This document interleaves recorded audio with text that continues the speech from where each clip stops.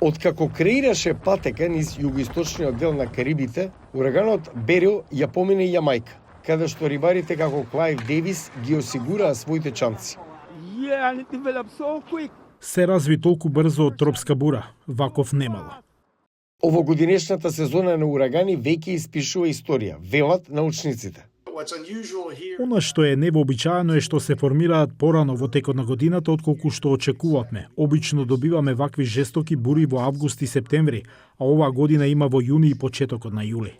Во Вашингтон, кој ги забележа најтоплите температури во речиси една деценија, службениците за воредни состојби го информираа претседателот Бајден и членовите на неговиот кабинет за екстремните временски услови. Веќе десетици милиони американци се под предупредување за жештина од рекордни температури. Минатиот месец овде во Вашингтон бе измерени 37 степени, во Феникс, Аризона 44, во Лас Вегас 43 целзиусови степени. Бајден истакна дека екстремната жештина е убиец број 1 поврзан со временските услови во САД. Најави мерки за заштита на американците, вклучително и нови безбедносни стандарди на работното место, со околу 1 милиарда долари финансирање за проекти за заштита од природни опасности како бури и поплави.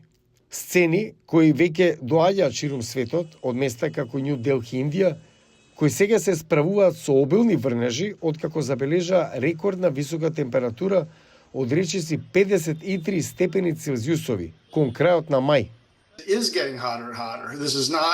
Станува се пожешко и пожешко, ова е физика. Isfрламе стакленички гасови во атмосферата и влијаеме на затоплувањето, поголеми температури на планетата. Научниците велат дека високите температури, порастот на нивото на морето и промените со циклусот на врнежи неверојатно ќе значат повеќе бури како ураганот Берил.